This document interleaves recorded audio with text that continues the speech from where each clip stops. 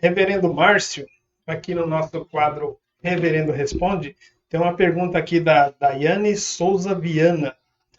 Gostaria que o senhor falasse da sua visão sobre a criança interior, que vem sendo muito difundido, assim como é relacionada a reconstrução da autoestima através da cura da criança interior.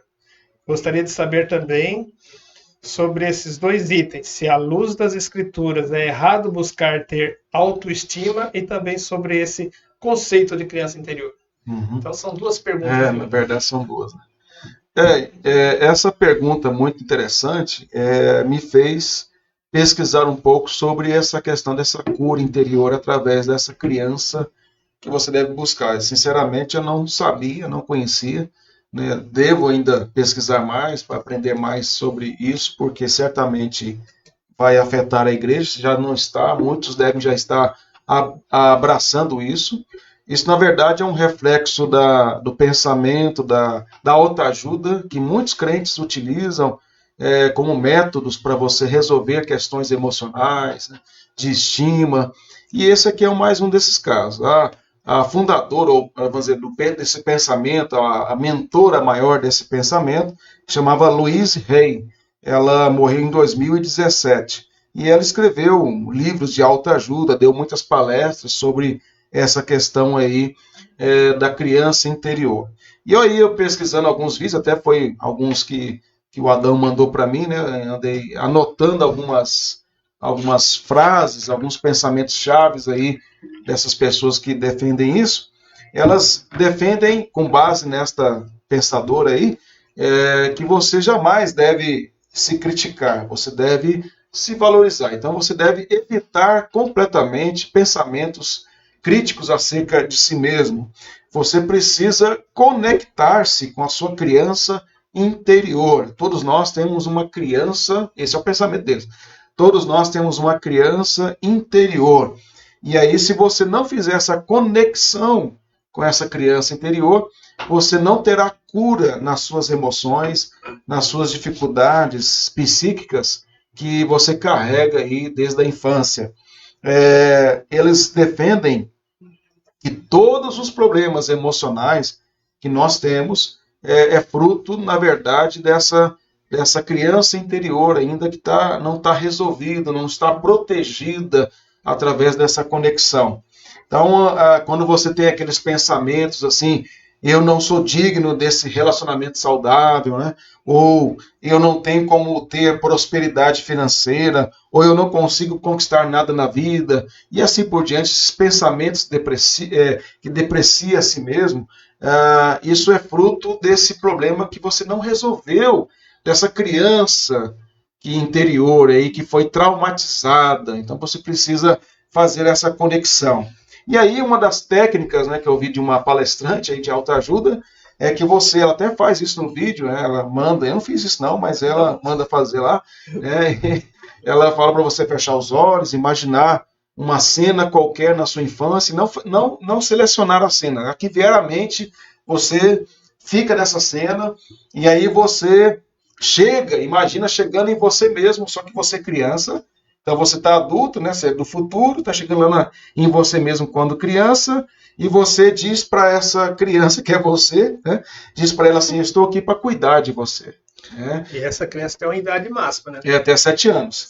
Depois de 7 anos não é ideal, de 0 a 7. Você chega lá e fala assim para a criança, até anotei aqui, oi, eu sou o seu futuro, agora quero estar mais próximo de você. O seu futuro vai participar um pouco mais da sua vida. Anotei literalmente o que ela falou. Aí ela fala assim, na tela da sua mente, visualize essa criança sorrindo e feliz te abraçando. Aí você imagina você mesmo, criança, feliz, sorrindo, te abraçando. E você abraça e faz essa conexão. Então, eles defendem que essa criança interior não tratada, não protegida, não conectada, ela limita a sua vida e as suas conquistas. Mas você tem que fazer isso direto, é uma meditação. Você tem que fazer todo dia uma meditação dessa, olhar no espelho também, tem uma outra técnica, você olha no espelho e olha nos olhos dessa criança imaginária aí, que é você, E porque os olhos são os mesmos, de quando você era criança, que é agora e quando você for velho. Então você olha, é o olhar, né, da alma, a janela da alma. Você faz isso e você será livre dos seus traumas, dos seus problemas, e será leve com relação às coisas.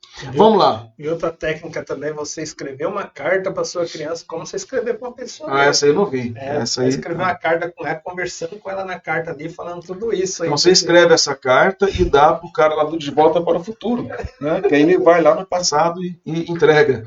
Mas a questão é, vamos lá ver alguns problemas nisso aí. Vamos primeiro a algumas coisas que nós temos que entender que elas são reais, mas são distorcidas. Coisas que a gente viveu na infância, boas ou ruins, elas marcam a nossa vida e formam e contribuem para a formação do nosso caráter. Elas não são determinantes para formar o nosso caráter. Não quer dizer que uma pessoa que foi criada numa casa onde só tinha traficantes, ela vai ser traficante porque ela foi criada ali.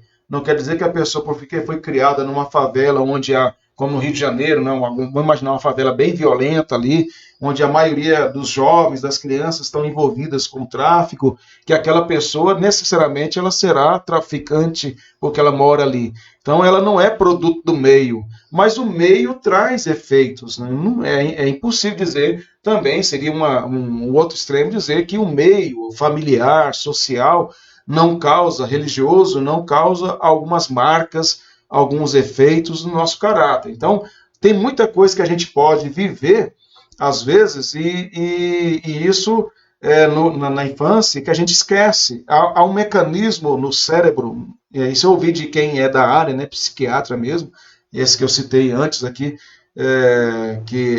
tem doutorado em psiquiatria, ele dizendo que há um mecanismo no nosso cérebro, quando você está diante de um trauma muito forte, o seu subconsciente assimila aquilo e esconde o seu consciente. Então, é um mecanismo do cérebro para defender diante da dor. Então, a pessoa, ela não é que ela esquece no consciente, mas está lá. E aquilo traz efeitos para ela. Então, é por isso que há uma tentativa de buscar essa lembrança. Eu estava vendo um filme que tratava disso. Uma menina que tinha, abaixo de 7 anos, tinha matado um camarada, se pegou a arma para defender a irmã, e ela não lembrava que ela tinha feito isso. Então, isso acontece, é científico, isso é um fato. Né? Agora, a questão é, essas coisas todas que acontecem na nossa infância, boas ou ruins, elas devem ser tratadas pelo Evangelho. Então, não é você voltar a uma criança interior, mas é você entender o seu passado à luz do Evangelho. Então, eu trouxe alguns pontos aqui para considerarmos, para não demorar muito. Primeira coisa, como que eu posso olhar para o meu... Esquece criança agora, né? Não tem nada desse negócio de criança, voltar para criança e abraçar criança. Isso é besteira, isso é tolice de ímpio. Então, como é que eu posso olhar para o que aconteceu comigo quando criança, que trouxe algum trauma, que trouxe algum problema, ou na adolescência, não importa a idade, que me trouxe marcas, né? Como é que eu posso olhar para o meu passado? Então, vou colocar o meu passado em qualquer idade, e eu posso usar disso para o meu crescimento espiritual. Primeira coisa, a Escritura nos fala para nós lembrarmos, sim, lembrarmos dos atos redentores de Deus em favor do seu povo. Por exemplo, Miqueias, capítulo 6, verso 5, lembra-te, povo meu, lembra-te. Aí ele vai dizer dos atos que ele fez em favor de Israel. Então, Deus sempre exortou o seu povo a lembrar, fazer isto em memória de mim, Jesus falou da ceia. Então, é sempre lembrar, eu olho para o passado, e o que deve estar na minha mente sempre são os atos redentores de Deus em meu favor, porque isso vai gerar em mim gratidão, louvor, conteúdo, significado de vida, para que eu possa continuar. Por exemplo, em Juízes, é dito que depois que Josué morreu e toda a sua geração, se levantou uma outra geração que não conhecia o Senhor, nem as obras que o Senhor fizera, em Juízes 2:10. Então, quando uma geração se levanta que não medita no passado, nas ações de Deus registradas nas Escrituras, esquece-se do Senhor. Agora, quando eu olho para esses planos, para esses atos redentores de Deus no passado, igual, por exemplo, você participa da ceia, Quando você participa da ceia, você lembra o que Cristo fez por você na cruz? Então, fazer em memória de mim, estou olhando para o passado. Você está olhando para o presente, porque você tem comunhão com Ele naquele momento, Ele está ministrando a nós o pão e o cálice. E você está olhando para o futuro, porque você crê que vai cear com Ele. Então veja que você olha para toda a realidade através do Evangelho, através da graça de Deus. E isso se aplica na minha vida individual. Eu tenho que olhar para o meu passado e entender o seguinte: aquilo que eu vivi, houve erros, houve falhas, pessoas podem ter feito coisas ruins comigo, né, na minha ingenuidade de criança, mas mesmo assim, Deus me preservou e Deus usa disso para que eu ajude outras pessoas, para que eu cresça, para que eu me sensibilize. E Deus não me permitiu caminhar num caminho de destruição. Então é pela graça de Deus que eu estou onde estou, e pela graça de Deus estarei com o Senhor perfeitamente. Então essa é uma maneira de me curar. Não olhar para, como um outro exemplo clássico, né, que veio agora à mente, é o caso de José. José poderia muito bem ter sido olhado para a criança interior dele. Quando ele ia lá, os irmãos dele zombavam dele, né, e perseguiam porque ele era preferido do papai, e ele foi entregue lá pelos medianitas para poder ser levado para o Egito. Ismaelitas, né? Ismaelitas, medianitas? Ismaelitas. Os ismaelitas para ser levado para o Egito, como ele foi ainda adolescente, né, chegando ao final ali da adolescência, lançado na prisão injustamente, como ele ficou ali preso, tudo isso, e quando ele esteve diante dos seus irmãos, e o seu pai já havia morrido, os seus irmãos acharam que ele ia vingar. Mas o que ele fez? Vocês intentaram mal contra mim. Vocês são responsáveis. Vocês são responsáveis. Vocês intentaram mal contra mim. Mas Deus transformou isso em bênção para preservar muita gente. Ele olhou pelo plano da redenção. Ele entendeu que tudo aquilo que aconteceu na vida dele era para levá-lo a ser governador do Egito, para preservar a semente santa da qual saiu Jesus. Então, essa é a maneira de olhar para o passado, sem amargura. Não é esquecer, ele não esqueceu o que os irmãos haviam feito. Ele não deixou, não inocentou os irmãos, mas ele entendeu que aquilo tudo, ainda assim que houve o erro deles, Deus estava por trás de tudo aquilo. Então, quando a gente olha para isso, há um outro texto também que eu preciso citar, que vem sempre à minha mente, é o Salmo 90, verso 12. Moisés escreveu: ensina-nos a contar os nossos dias, para que alcancemos coração sábio. Contar os meus dias, interpretar os meus dias, aprender com os meus dias. Como é que eu faço isso? Com a Escritura. Eu pego a Escritura e eu interpreto a minha vida, interpreto o meu passado. E outra coisa também, que para não alongar aqui, a Escritura nos fala não para olhar para a criança interior, mas ela fala para nós deixarmos de ser meninos.